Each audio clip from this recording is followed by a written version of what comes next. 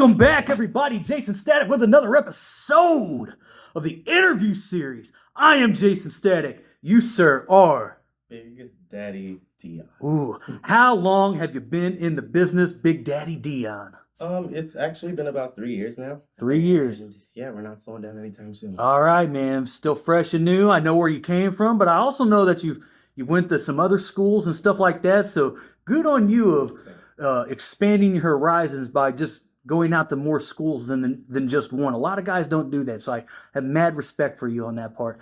But you know the deal. I've got 2 questions for you. Are you ready? Yes. All right. The independent scene is huge right now. How do you differentiate yourself from the other workers in the area or in the industry compared to the rest of the landscape? How do you differentiate yourself? That's actually a really good question.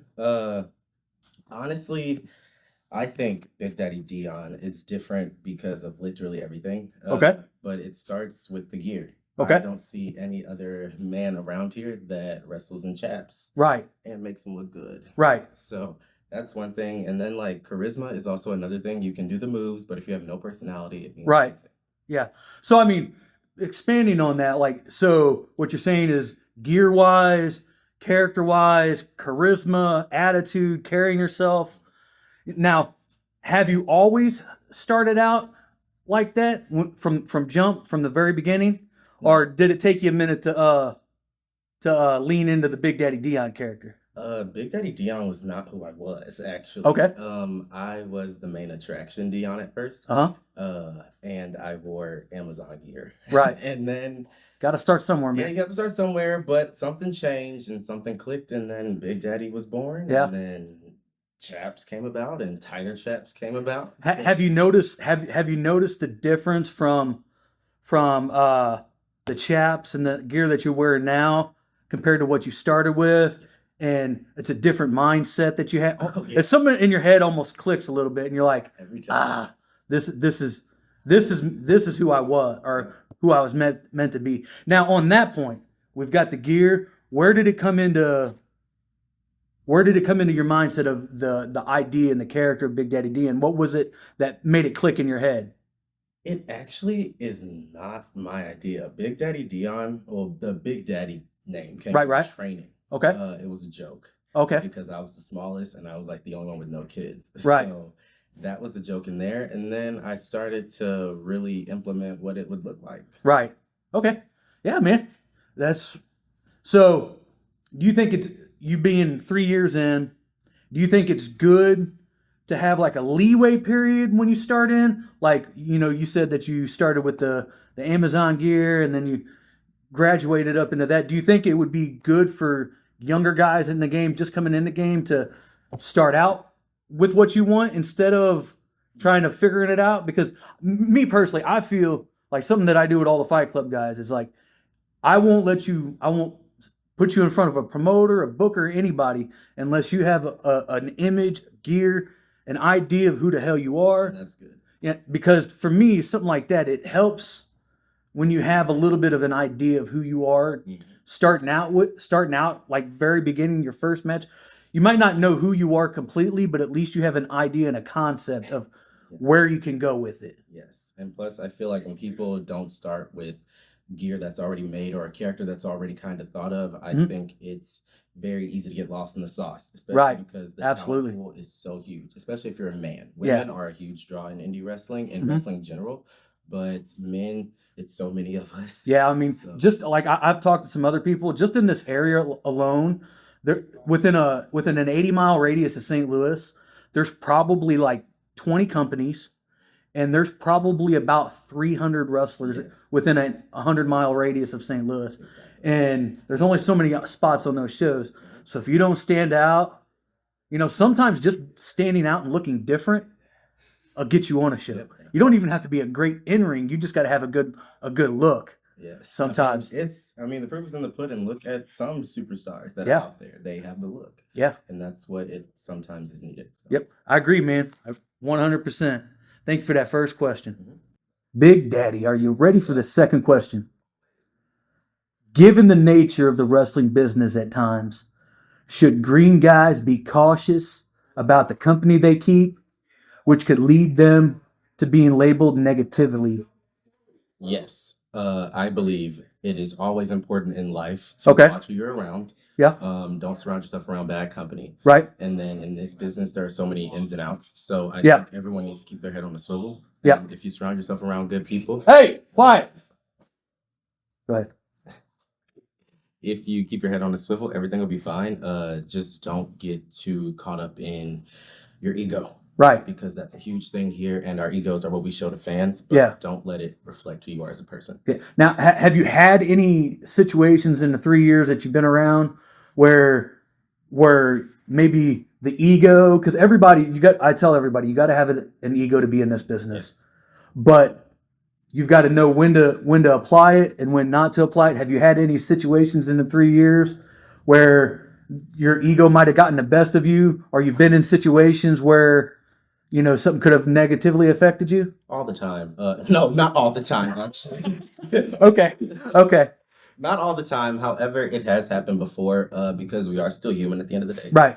And I think sometimes in this business, because it is still a job just like anything else, we always want more than sometimes we're given. Right. And that can build a frustration, especially if you feel like you're working harder than everyone else, then I think that can create a little bit of a problem. But that's another thing that I said about earlier. Don't let your ego get in the way. Yeah. Because I've done that before, and I know plenty of people have fell victim to it, but it literally is just a recipe for disaster. Yeah. For me, like, this is something I tell everybody, is like, eventually at some point in time, you're going to come across a situation where you're going to have to be negative in the situation, depending on what it is.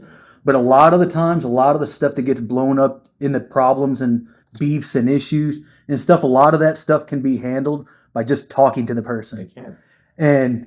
And you don't have to be, and at the end of the day, if a problem arises with somebody, and even if you talk with that person, and say the situation doesn't get handled, you don't have to be friends with them.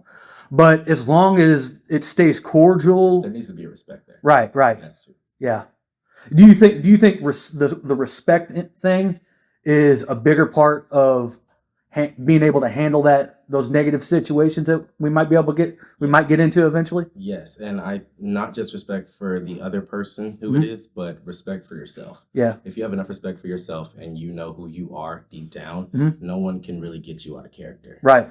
And vice versa for whoever it is that's next to you. If you treat them with respect, they have no real reason to treat you any other way. Yeah. Another thing that I tell guys is it's not just respect of yourself, respect of the person that you might have beef with, respect of business. But it's the respect of the business, because a lot of people, it better than I do. A lot of people in the indie scene nowadays, hell, just in the wrestling business nowadays, they want to bring everything online, and it gets the fans in it. And for me, I think that not only it makes the person who's posting this stuff look kind of goofy, but it also makes the business look goofy. Everyone involved. And the companies, the people, the situations, it's like, this stuff could have been handled back. And my thing is, as long as somebody doesn't put hands on you or does something like disgusting to you, just let the shit go, talk it out. If it can't be talked out, just as long as you stay good on the business side, I'm good on that, man. Because we're here to entertain. Yeah, I'm here to entertain the fans. I'm here to show people like different avenues of, another thing is like I think a lot of young indie guys, and hell, even some of the older indie guys, they don't realize that more people than just ourselves see this stuff. Like I follow people all around the country and all around the world, and I see the same problems that we have here in the St. Louis area of beef, and I see those people just going at each other, and I'm like, man, I don't even know the whole situation, but I see it. And I'm like, man, you guys could have just talked to each other. And that's one of those things for me, man. Just talk. Like, if you got beef with people, just talk to them. Yes, everything can be solved with a conversation. Yeah. Some people just aren't willing to talk, and if that's the case, just let it ride. Yeah. Go ahead. Yeah. All right, man, we're going to wrap this up. Anything you got to promote, upcoming shows, merchandise sites, websites, social media platforms, anything like that? I don't know the dates. However, you can go to CHWA. Perfect. You can go to Dynamo Pro Wrestling. We're there now. We're at CHWA now. John Holt, yo. Yes. Oh my God, the biggest event of the year. I'm so excited. And then for me, Big Daddy Dion, you can follow me on Instagram at Sir Daddy with 4 Ys. Ooh, okay. You can find me on Facebook at Pro Dion. Okay. And I think that's about it. Got it, man. You got any merchandise, websites, anything like that? Pro Wrestling Tees? I don't yet, guys. You got to get on it, man. Big Daddy Dion merch is going to sell, man. I'm going to give you a little tip, Dion. From a coach to a young guy, get fucking merch. You'll be able to make more money. Yes. After all, we're in this business to make money. And don't ever let anybody tell you that you can't make money on the indies, because that's a fucking lie. It is. It's a lie. All right, guys, we're going to run this out just like we always do. Jaysin Static across all social media. Facebook, Instagram, YouTube. Check me out. Fight Club Wrestling Academy. Facebook, YouTube. That's where we are. Tell me how much you love Big Daddy, because I love Big Daddy. Do you love Big Daddy? You guys do. 5-star Jesse J, you love Big Daddy, don't you? Yeah, I hate him. You hate him? What? Not a chance. And last but not least, the best place of all, my super secret weapon. We are 138co.com. That's a website where you can find the Jaysin Static merch, the Fight Club merch, and a super secret weapon. Big Daddy Dion, you don't know about this. Jesse J might know about it, and about 110 other people know about it. So you're in an exclusive club. 138 streetwear brand that's wrestling based. For the pro wrestler, check it out, Big Daddy Dion. We are 138co.com. Check me out. Big Daddy, I appreciate you, brother. Thank you, man. Thank you.